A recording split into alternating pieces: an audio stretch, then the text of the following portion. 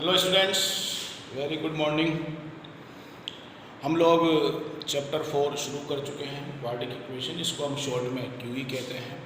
अब तक 2 वीडियोस में आपने सीखा क्यूई क्या होती है, कैसे बनती है, उसकी स्टैंडर्ड फॉर्म क्या होती है, कितनी तरह की होती है और कैसे उसको हम आइडेंटिफाई करते हैं कि जो इक्वेशन हमको दी गई है वो एक क्यूई है।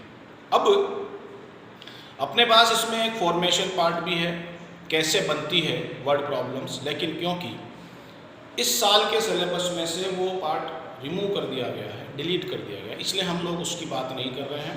इसलिए आपको एक्सरसाइज 4.1 का क्वेश्चन नंबर 2 जिसमें फॉर्मेशन है वो वाला पार्ट आपको नहीं पढ़ाया जाएगा। अब हम लोग आ गए हैं सॉल्यूशन ऑफ क्यूई, यानी किसी भी क्यूई को सॉल्व कैसे करते हैं। सॉल्यूशन ऑफ क्यूई का मीनिंग बिल्कुल सिंपल है। आपको कोई भी क्यूई दे रखी है, मैं एक एग्जांपल दे रहा हूं, जैसे ये x² - 5x + 4 = 0। तो इसे सॉल्व करके इसके सॉल्यूशन फाइंड करना। इसके सॉल्यूशन का मीनिंग है x की वैल्यू, जो x की वैल्यू 1 नहीं 2 हो सकती है। क्यूई वाले पार्ट में हम लोग इसको सॉल्यूशन भी बोलते हैं और कुछ लोग इसको रूट्स ऑफ क्यूई भी बोलते हैं। दोनों का मीनिंग एक ही है। रूट्स ऑफ क्यूई बोले तो भी x की वैल्यूज हैं जो 1 या 1 से ज़्यादा 2 हो सकती है, और सॉल्यूशन बोले तो भी उसका मीनिंग वही है। अब कोई नई चीज़ नहीं आएगी, सब कुछ पुराना है। जैसे किसी टाइम पर हम लोग पॉलिनोमियल के जीरोस फाइंड किया करते थे, आपको याद होगा पॉलिनोमियल, क्वाड्रेटिक पॉलिनोमियल, ये क्वाड्रेटिक पॉलिनोमियल है, इसके हम लोग जीरोस फाइंड करते हैं। जीरोस यानी इसके लिए हम x की 2 वैल्यूज फाइंड किया करते थे। लगभग वही पार्ट है, क्योंकि वो पॉलिनोमियल था इसलिए हम उसे जीरोस बोला करते थे, वहां इक्वल जीरो हम लगाया करते थे। यहाँ ये इक्वेशन है क्वाड्रेटिक इक्वेशन, इसलिए यहाँ पर जीरो लगा हुआ मिलेगा। तो सॉल्यूशन का मतलब x की वैल्यूज, यानी जो भी उसमें वेरिएबल है, अननोन क्वांटिटी है, उसकी वैल्यू या वैल्यूज, और रूट्स का मतलब भी वही चीज।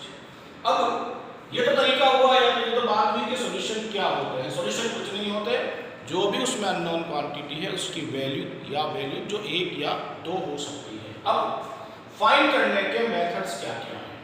मेथड्स 3 तरीके हैं जिनसे हम किसी भी क्यूई को सॉल्व कर सकते हैं। उसका पहला मेथड है फैक्टर मेथड, जो सबसे ज्यादा इफेक्टिव है और सबसे ज्यादा यूज किया जाता है यदि फैक्टर पॉसिबल है तो। उसका कारण है पुराना मेथड है, जो काम हम इधर किया करते थे जीरोस फाइंड करने में, लगभग वही काम। दूसरा मेथड है क्वाड्रेटिक फॉर्मूला मेथड, जिसको हम लोग फॉर्मूला मेथड भी बोल सकते हैं। यह भी एक तरीका है जीरोस फाइंड करने, सॉल्यूशन फाइंड करने का, रूट्स फाइंड करने का। और तीसरा मेथड है कंप्लीटिंग द स्क्वायर मेथड। ये 3 मेथड है। हम लोग आज फैक्टर मेथड की बात करेंगे, फिर उसके बाद क्वाड्रेटिक फॉर्मूला मेथड की बात करेंगे। कंप्लीटिंग द स्क्वायर मेथड की बात हम लोग नहीं करेंगे।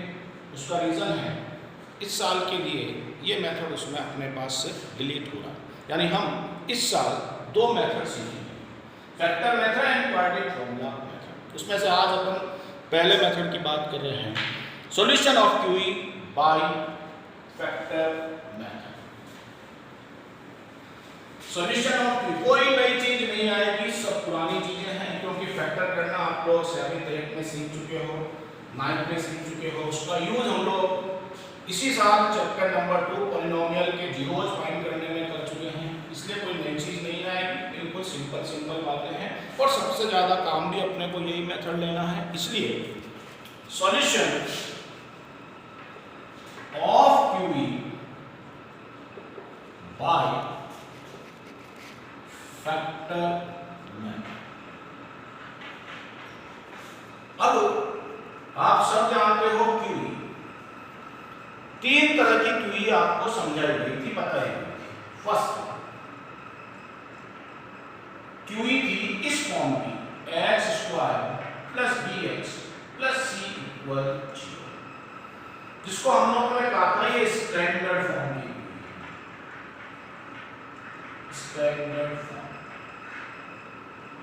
दूसरा सेकंड एक क्यूई हमने इस तरह की पढ़ी थी,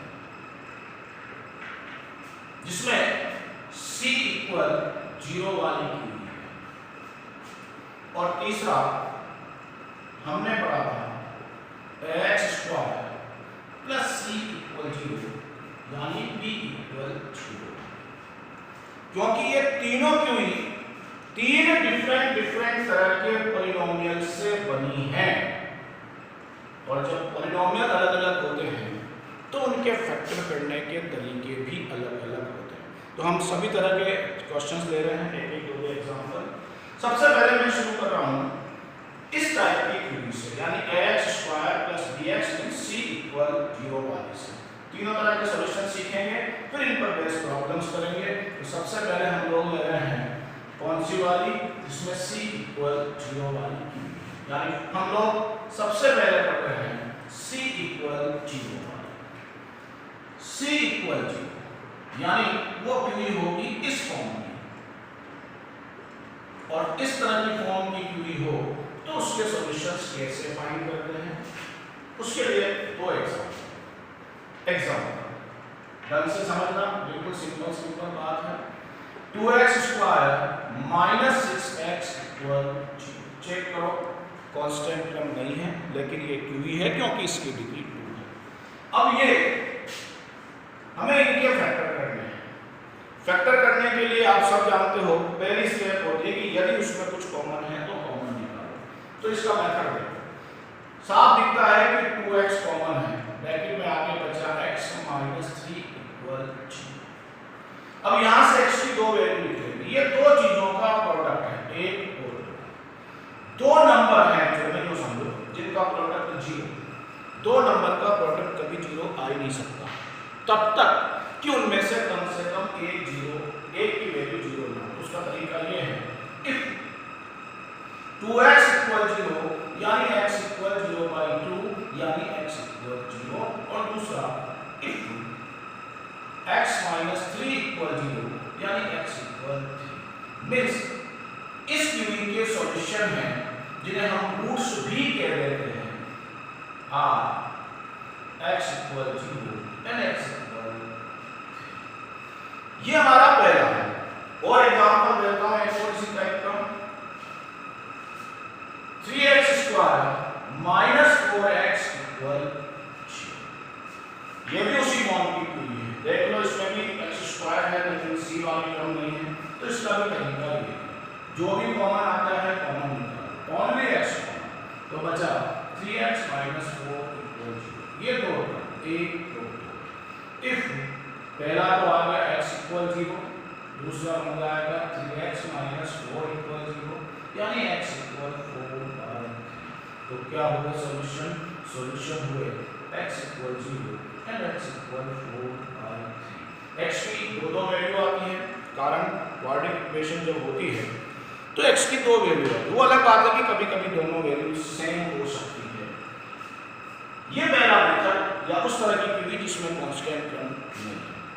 ये कोई नई चीज नहीं है, ये अपन ने जब जीरोज फाइंड कर रहे थे पॉलिनोमियल के तब भी ना।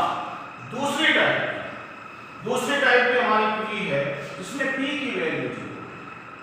जब p की वैल्यू 0 होती है तो उस क्यूई की फॉर्म कुछ इस तरह की है जिसमें x वाली टर्म नहीं होगी। इसके भी दो तीन एग्जांपल लेते हैं, क्योंकि अब पॉलिनोमियल चेंज हो गया, इसे फैक्टर करने का तरीका भी चेंज हो जाएगा। एग्जांपल ढंग से सीखो, x² या 4x² माइनस 9 इक्वल 0। चेक करो, x वाली टर्म नहीं है यानी b की वैल्यू 0। अब क्योंकि ये अलग तरह का एक पॉलिनोमियल है, इसलिए इसके फैक्टर करने का तरीका थोड़ा चेंज है। सबसे पहली चीज कॉमन नहीं है। तो फिर आइडेंटिटीज पर आते हैं। ध्यान से देखो, आगे वाली क्रम और पीछे वाली क्रम दोनों किसी न किसी का स्क्वायर बन सकती है और बीच में माइनस है। इसमें मैं ये मेथड तभी रख सकता है जब आगे वाले भी स्क्वायर बने, बीच में माइनस और पीछे वाले भी स्क्वायर बने। तो क्या बनेगा, इसको हम लिख सकते हैं 2x का होल स्क्वायर -3 का होल स्क्वायर। फिर सब जानते हो जब इस तरह की बात होती है तो इसे एक बार प्लस लिखा जाता है और एक बार माइनस लिखा जाता है। फिर दो ब्रैकेट का प्रोडक्ट 0 तो तभी हो सकता है जब या तो फर्स्ट वाले की वैल्यू 0 हो और फर्स्ट वाले की या फिर सेकंड वाले की। एक x की वैल्यू यहां से मिलेगी और एक x की वैल्यू यहां से, यानी इस QE के सॉल्यूशन है x -3/2 and x 3/2। ये सेकंड तरह की QE जिसमें b की वैल्यू 0 है। और एग्जांपल दे देते हैं आपको एक और, x² -3 = 0। बीच में हर हाल में माइनस ही होना चाहिए, क्योंकि यदि प्लस होगा, यदि इस तरह की बात आती है कि x² + 25 = 0, तो आप जानते हो इसमें आइडेंटिटी अप्लाई नहीं होगी। इसका मतलब इसके फैक्टर पॉसिबल नहीं है, यानी इसके सॉल्यूशन भी नहीं है, यानी और रियल रूट्स नहीं। अब इसकी बात करें तो आगे वाली क्रम तो x का होल स्क्वायर है ही, आप बोलोगे सर 3 तो किसी का स्क्वायर है ही नहीं, पहले सिखा चुके हैं, ये √3 का होल स्क्वायर है। हर नंबर अपने रूट का स्क्वायर होता है, यानी फिर वही एक बार प्लस और एक बार माइनस, एक वैल्यू यहां से आएगी और एक वैल्यू यहां से आएगी। ये सब पुराने काम है, इसलिए मैंने कहा ये सबसे बेस्ट तरीका है यदि आपको फैक्टर करना आता है और फैक्टर होते भी हैं। जैसे इसमें नहीं होते तो हम कुछ नहीं कर सकते, और यदि नहीं आते हैं तो भी हम कुछ नहीं कर सकते, यानी आना भी चाहिए और होना भी चाहिए। ये हमारे दूसरे तरह की QE। और अब सबसे काम की वो है स्टैंडर्ड फॉर्मूला, सबसे इम्पोर्टेंट। तो यदि हम इस एक्सरसाइज में मान लो 25 क्वेश्चन करेंगे, 30 क्वेश्चन करेंगे, तो 30 में से 25 क्वेश्चन ऐसे होंगे जिसमें अपने को स्टैंडर्ड फॉर्म की QE, ये सबसे इम्पोर्टेंट। अब हम बात कर रहे हैं इस तरह की QE +C = 0, यानी हम बात कर रहे हैं स्टैंडर्ड फॉर्म की। स्टैंडर्ड फॉर्म का मतलब इस तरह की, फॉर एग्जांपल x² -5x + 4 = 0। ये QE स्टैंडर्ड फॉर्म की है। इसमें आपका पहला मेथड जो कॉमन था वो नहीं चलेगा, क्योंकि सब में से कुछ कॉमन है नहीं और फैक्टर उस मेथड से हो सकते नहीं। दूसरा, इसमें कोई आइडेंटिटी भी नहीं लग रही है, क्योंकि आइडेंटिटी तब लगती है जब क्रम 2 होती है, दोनों स्क्वायर बनते हैं, बीच में माइनस होता है। आप सब जानते हो, ये भी हम पहले कर चुके हैं। इस तरह की QEs में हमको मिडिल टर्म को स्प्लिट करना पड़ता है, यानी इसमें स्प्लिटिंग मेथड ही काम करता है। और वो क्या होता है आप जानते हो, फर्स्ट एंड लास्ट का मल्टीप्लाई प्लस का 4x², बीच में है माइनस का 5x। इस 5 के दो टुकड़े करेंगे, ऐसे टुकड़े की सॉल्व करने पर वापस 5 आए और मल्टीप्लाई करने पर 4 आए, तो 4 बन गया। क्योंकि हमें माइनस का चाहिए, इसलिए दोनों जगह माइनस और x को लगना है। ये हम पहले भी कर चुके हैं। फैक्टर करने के तरीके बार बार चेंज होते हैं, क्योंकि पॉलिनोमियल अलग अलग आते हैं। फर्स्ट टू में से x common, x -2 -1 common, x -4, एक ब्रैकेट x -4, दूसरा ब्रैकेट x -1, फिर आ गए दो ब्रैकेट, या तो पहला ब्रैकेट 0 है उससे x की वैल्यू आएगी, या दूसरा ब्रैकेट 0 है उससे x की वैल्यू आएगी।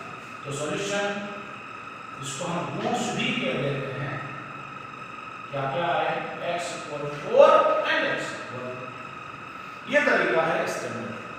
आप जानते हो ये पहले भी हम कर चुके हैं, पहले हम ये जीरोज कहा करते थे।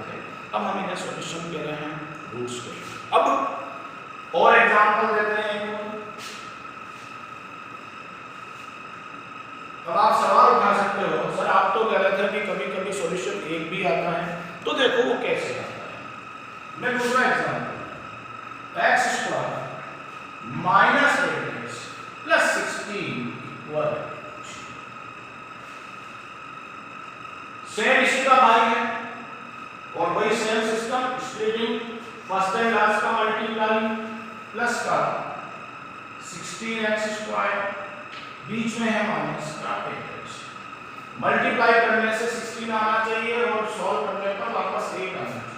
4 4 प्लस 16, दोनों तरफ x लगाना ही है और हमें माइनस का 8 चाहिए, इसलिए दोनों माइनस के, तो इसके स्प्लिट हुए x square minus 4x plus 16 equal, first two में से x common, x minus 4 common, x minus bracket x minus 4 common, आगे बचा x, पीछे बचा माइनस 4 इक्वल 0, फिर दो bracket, if x minus 4 equal 0 यानी x equal 4, x minus 4 equal 0 यानी x, ये सॉल्यूशन। अब देखो दोनों सॉल्यूशन सेम आ गए, इसलिए हम ये कहेंगे कि सॉल्यूशन है तो सही, पर सॉल्यूशन दो नहीं एक है, यानी हम यूं कह सकते हैं सॉल्यूशन या रूट्स दोनों सेम आते हैं। ऐसे कभी कभी दोनों सेम भी आते हैं, लेकिन जिनमें ये दोनों सेम आते हैं जिन्हें हम लोग कहते हैं इक्वल रूट्स। ये कब आते हैं? ये इक्वल रूट्स तब आते हैं जब हमारी जो क्यूई होती है वो एक परफेक्ट स्क्वायर होती है। आप कहोगे सर परफेक्ट स्क्वायर का क्या मतलब? देखो इसी क्वेश्चन को एक तरीके से और परफेक्ट स्क्वायर का मीनिंग ये है, लेकिन ये सब में नहीं चलता, ये कुछ जगह पर ही चलता है। इसी को मैं दोबारा करता हूं, x square minus 8x plus 16 equal 0। हमने उसको स्प्लिटिंग से किया, लेकिन रूट्स इक्वल आए। ये कब आते हैं उसका रीजन बता रहा हूं, इसको बहुत ध्यान से देखो तो इसमें एक आइडेंटिटी बनती है। कौन सी आइडेंटिटी? मैं ऊपर डिस्कस बता रहा हूं, वो आइडेंटिटी बनती है फर्स्ट टर्म किसी का स्क्वायर है, बीच में 2 into first into second term है, प्लस सेकेंड टर्म किसी का स्क्वायर है, जिसे हम लोग लिख पाते हैं a प्लस या माइनस, जैसे इसमें माइनस है, प्लस माइनस b का होल स्क्वायर। कैसे? चेक, x का होल स्क्वायर प्लस ये 4 का होल स्क्वायर, बीच में रूल के अकॉर्डिंग माइनस है तो minus 2 into x into 4। Check करो, इसका प्रोडक्ट ये आ रहा है। सब कुछ सही है तो हम इसे लिख सकते हैं इस तरह से, मतलब a की जगह x माइनस 4 का होल स्क्वायर होल स्क्वायर, जिसे हम लोग लिख पाते हैं 2 का। चेक करो, हम वहीं पहुंच गए, ये रही क्वेश्चन। अब x माइनस 4 इक्वल 0 यानी x इक्वल 4 और x माइनस 4 इक्वल 0 यानी x इक्वल, वही दो आंसर। ये इक्वल रूट्स या सॉल्यूशन दोनों से तभी आते हैं जब ये परफेक्ट, इसको कहते हैं परफेक्ट। अब हम इस तरह के क्वेश्चन को ऐसे भी कर सकते हैं, ऐसे भी कर सकते हैं। इस मेथड में हमें 2-3 बार पता चला था कि ये एक स्क्वायर बन सकता था। कहां पता चला था? पहला, जब दोनों स्प्लिट नंबर सेम आए थे तो समझना चाहिए था कि ये होल स्क्वायर बन सकता था। जब दोनों ब्रैकेट सेम आए थे तब भी समझ सकते थे कि ये दोनों होल स्क्वायर बना रहे हैं, और जब दोनों वैल्यू सेम आई थी तब भी हम समझ सकते थे कि ये होल स्क्वायर बन सकता है। ये हमारा फैक्टर मेथड है। अब बाय द वे फैक्टर होना तो कैसे पता चले, उसका भी एक एग्जांपल दे देता हूं। एक मैं दे चुका हूं पहले, फिर एक और दे देता हूं। मान लो आपके पास ये क्यूई है x square minus x minus 1 equal 0। अब है तो स्टैंडर्ड फॉर्म की, लेकिन आप इसके सॉल्यूशन फाइंड नहीं कर सकते, कारण क्योंकि इसकी स्प्लिटिंग या इसका कोई मेथड नहीं जिसको हम फैक्टर कर सकते। इसका मतलब फैक्टर पॉसिबल नहीं है, तो हम यहां लिख देते हैं नो सॉल्यूशन।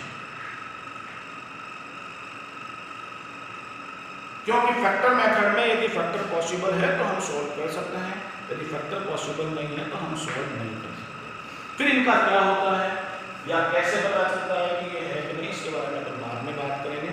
पहले आज हम लोगों ने जो सीखा है फैक्टर मेथड से कैसे सॉल्व करते हैं, कुछ भी नया नहीं था, सब कुछ पुराना था। ये अपन ने जीरोज फाइंड करते वक्त भी सीखा था। फिर हम इस पर बेस्ड एक एक्सरसाइज करेंगे, एक्सरसाइज 4.2। आप लोग इनको ध्यान से पढ़ना।